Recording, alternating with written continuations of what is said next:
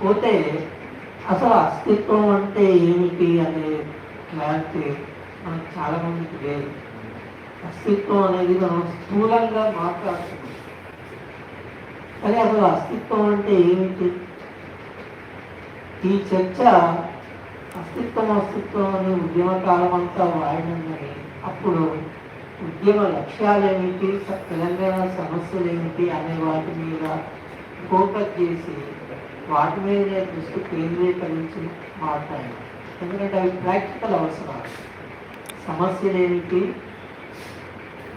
వాటిని ఎదుర్కోవడం ఎట్లా, తెలంగాణ రాష్ట్రాన్ని సాధించడం ఎట్లా అనేవి ప్రాక్టికల్ ఇష్యూస్.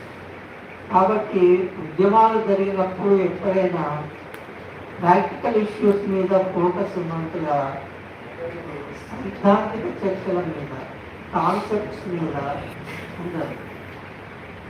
కనుక అప్పుడు అస్తిత్వం అనేది అర్థం, కానీ అసలు అస్తిత్వం అంటే ఏమిటి, అందులోకి ఏమేమి వస్తుంది